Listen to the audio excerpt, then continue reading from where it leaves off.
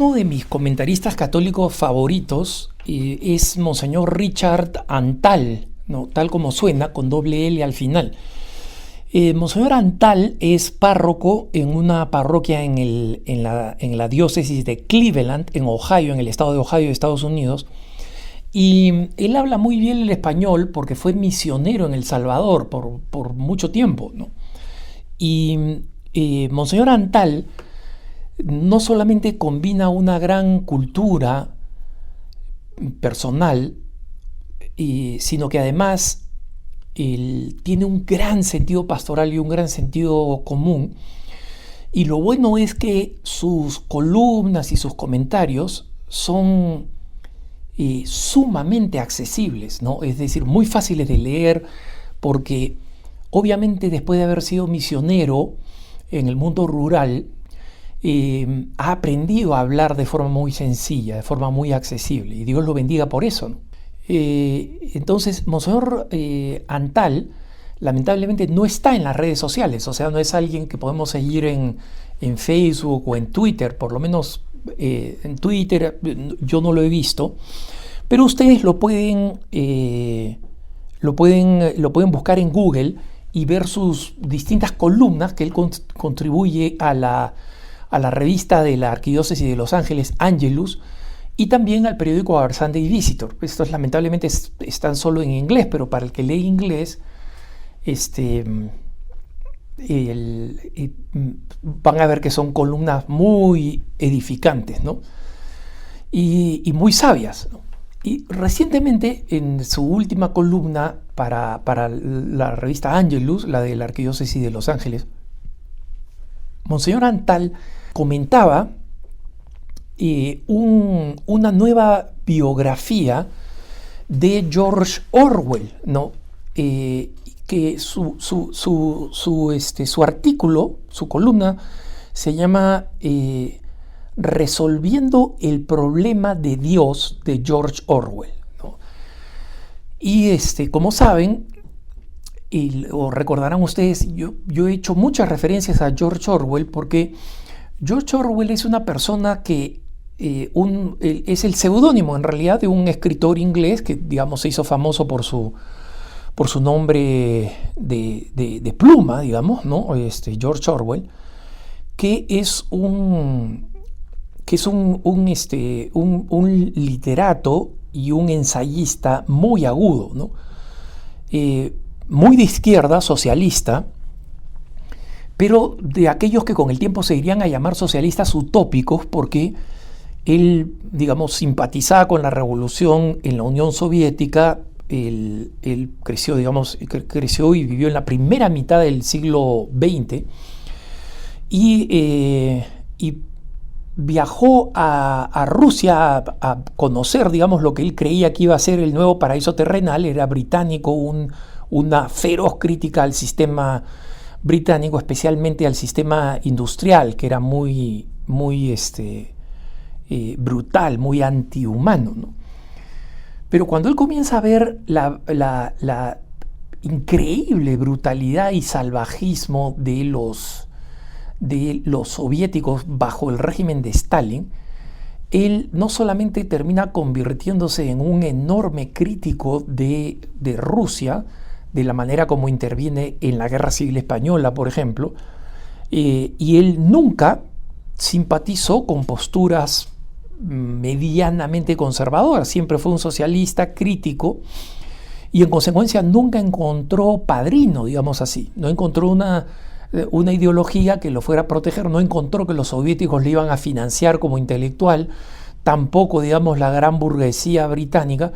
Y en consecuencia, en algunas épocas, cuando vivió en París, por ejemplo, la vio negra, ¿no? O sea, además tomaba muchísimo, entonces su alcoholismo, digamos, su alcoholemia le costaba mucho dinero y ganaba muy poco, básicamente como mozo en distintos restaurantes, y restaurantes que no eran muy finos, ¿no? O sea que donde el ingreso era bastante modesto. Entonces tiene una vida muy azarosa y le caía mal a todo el mundo, ¿no? Además que, digamos, el que lee su biografía, yo no he leído esta última, leí una anterior, y por ver lo que había pues en sus cartas, etcétera, pues no era un tipo que caía bien a la gente, pero él escribe varios ensayos, ¿no? Uno sobre cómo se manipula el lenguaje para fines ideológicos y políticos. Es uno que no se aplica exactamente al español porque él analiza el uso de la lengua inglesa para manipular el lenguaje, ¿no? Y es un texto que a los periodistas que han trabajado conmigo en lengua inglesa les hago leer de todas maneras porque es absolutamente actual. Pero sus grandes libros, como recordarán ustedes, son El Rebelión en la Granja, que es la manera como se tradujo al español Animal Farm o Granja de Animales, y el otro que sigue llevando el nombre porque es un número, se llama 1984, que él escribe en los 50 y donde predice un estado de la información donde los grandes poderes, especialmente el gran poder central universal, controla a todos mediante un sistema de placer fácil, alcanzable, ¿no? Y un sistema de represión basado en un poder que conoce y tiene toda nuestra información. Obviamente la descripción de la tecnología es una descripción anticuada, ¿no? Pero lo que se hace con la tecnología es fascinante porque es un calco y copia de lo que está pasando hoy. Y en consecuencia, como pronóstico del futuro, que él lo ponía en 1984, y por eso el libro se sigue llamando, digamos, una fecha que ya pasó hace tiempo, ¿no? Pero la lección del libro sigue siendo muy buena. El Monseñor Antal comenta la nueva biografía porque un biógrafo, D.G. Taylor, de Orwell, resulta que se encontró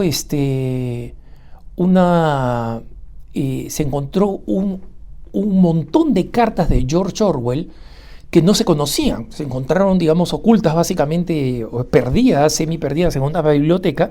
Entonces, a las biografías de George Orwell que ya existen, D.J. Taylor decidió, voy a hacer una nueva, actualizada con lo último que se ha visto, ¿no? Y la biografía, esta nueva biografía, que en realidad no tiene mucho más material, pero no cambia la impresión de quién es Orwell, cita a uno de los amigos de George Orwell, uno de los pocos que tenía, que dice lo siguiente, acá cito textual, ¿no? Pasé un día completo con Orwell poco antes de que muriera, cuando ya estaba en su cama en el hospital, y que donde todavía seguía tratando de fumar esos cigarros que consumía, pues esos cigarrillos que consumía en cadena, ¿no? Y que, o sea, no le dejaban comprar, entonces él insistía en hacérselos él mismo. Y miren, era tan adicto a fumar como lo era el alcohol, Orwell, que conseguía papel y se enrollaba cigarrillo de cualquier cosa que pudiera fumar. O sea, cuando le traían un té, abría la bolsita de té y ponía la hierba ahí para fumárselos, ¿no? Porque tenía esta compulsión de fumar, ¿no? Y dice, y cuando estaba preparándose unos cigarrillos, lo escuché decir, el problema del mundo es podemos lograr que los hombres se comporten decentemente los unos con los otros si ya no creen en Dios. Miren la frase, ¿eh? ¿Podemos lograr que los hombres se porten decentemente los unos con los otros cuando ya no creen en Dios? Esto de un ateo rejurado como George Orwell, ¿no? ¿Y esto qué cosa significa? Que esa honestidad de George Orwell, esta honestidad intelectual que le hizo convertirse en uno de los primeros críticos de Stalin, de entre los que habían ido a la Unión Soviética a disfrutar el nuevo paraíso en la tierra, entre comillas, es que él seguía obsesionado hasta el fin de su vida con la idea de sí, yo no creo que exista Dios, pero ¿es viable Dios? Porque Monseñor Antal, explicando muy sencillamente todos estos dilemas de Orwell, dice que esta frase de su amigo, que está citada en la nueva biografía, dice: creo que captura por qué Orwell es de tanto interés para nosotros los cristianos. Cuando nosotros estamos viendo toda una generación de escritores que se sienten liberados, entre comillas, de las ideas religiosas, él precisamente se mantuvo honestamente planteando las consecuencias de la pérdida de fe y de lo que eso significaba.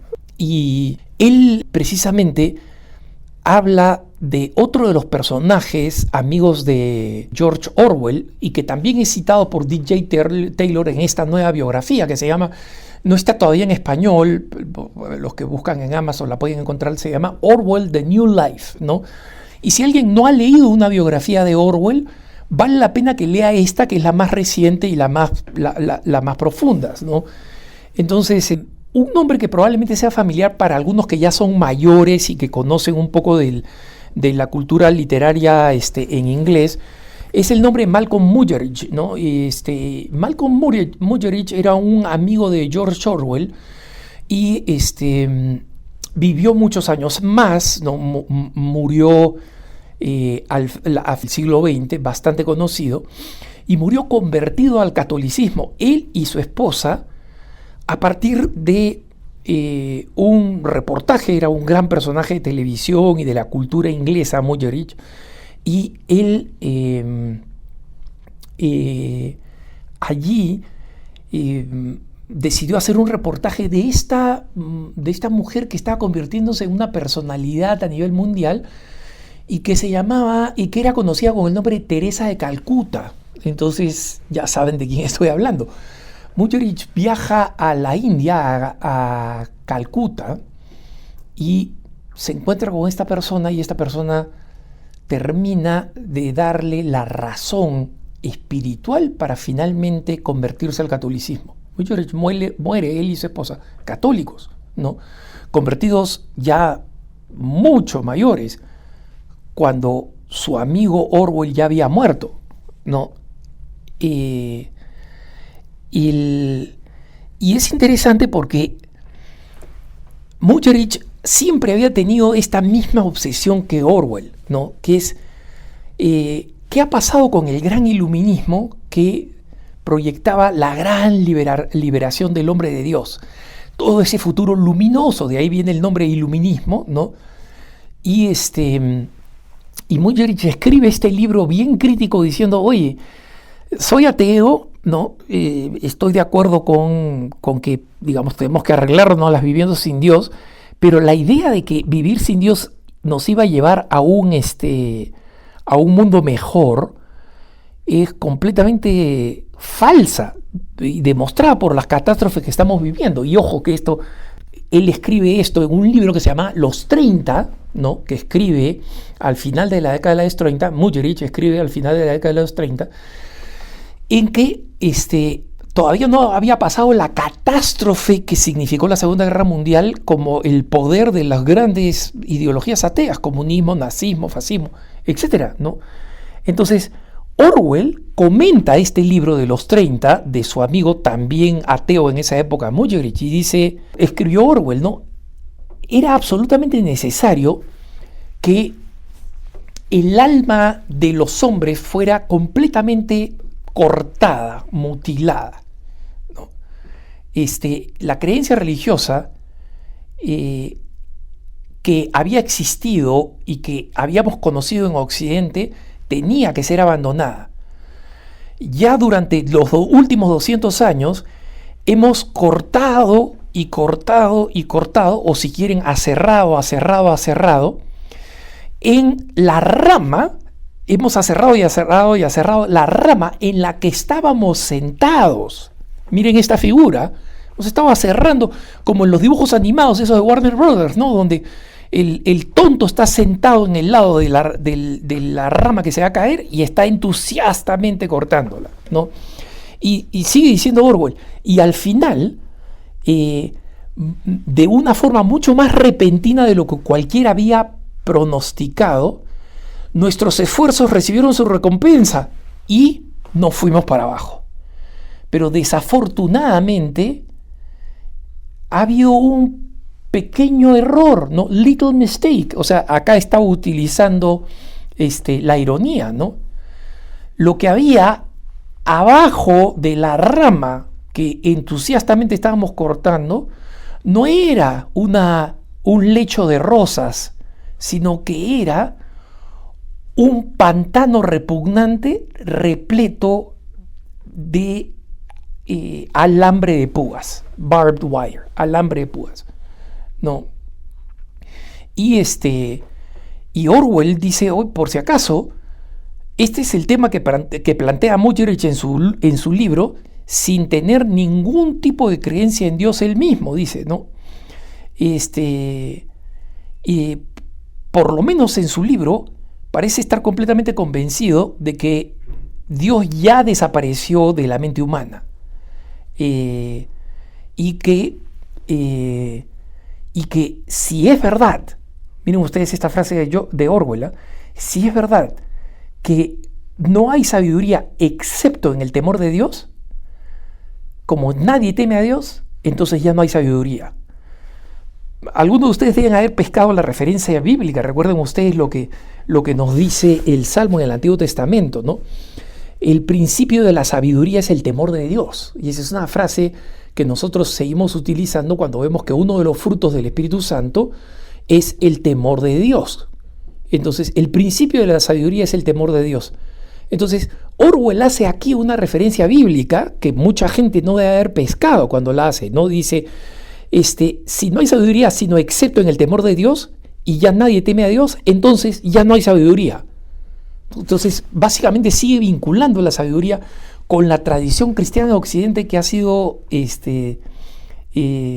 despreciada, ¿no?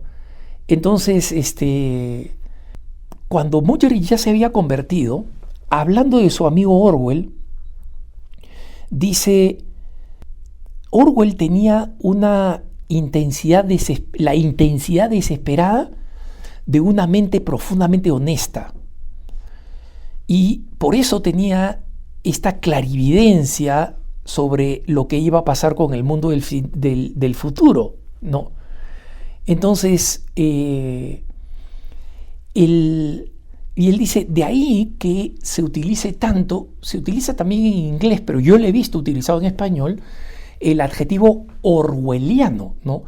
Cuando una realidad se está convirtiendo en una realidad absurdamente horrorosa, cuando lo que se esperaba era un jardín de rosas, cuando lo que esperaban los futurólogos es que todo fuera éxito de la tecnología y vida más fácil y vida más sencilla y mayor éxito económico, que uno lo ve incluso en revistas tan, digamos, nimias o vulgares como Mecánica Popular, ¿no? Cómo hay este análisis de grandes tecnologías que se vienen que van a hacer la vida más fácil. Y cuando uno lee esta revista Mecánica Popular, que es la traducción de una revista norteamericana, Popular Mechanics, y ve cuestiones puramente de mecánica y de tecnología, inventos, fracasos, etcétera. Cuando uno lee las que fueron publicadas en los 60s o 70s y ven las promesas, pues, de que ya, mira, para los 90 vamos a tener automóviles que vuelan, etcétera, etcétera, no solamente hay una visión que nunca se cumplió, digamos, de lo que iban a ofrecer las tecnologías, sino que había este candor, ¿no? Infantil, absurdo, de pensar que todas estas cosas solamente a punta de tecnología íbamos a hacer la vida del hombre más fácil, ¿no? Y todavía hay gente que sigue pensando en eso, ¿no? Y por eso es que Monseñor Richard Rantal dice, mira, Orwell fue profético, y fue profético con una mayor ferocidad que la que han sido muchas personas creyentes, ¿no? Y por más que era un contrario que no tiene categorización, o sea que no lo podemos poner en la lista de los grandes autores cristianos de Occidente, ¿no?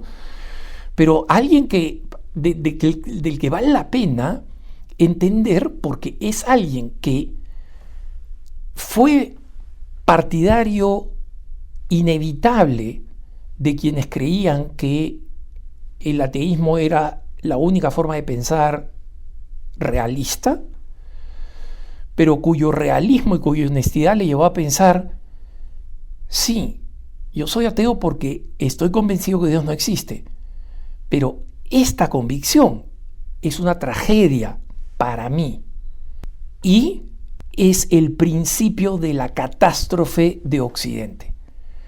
Y la manera como argumenta esta realidad es probablemente la parte más fascinante. Que tengas un buen día.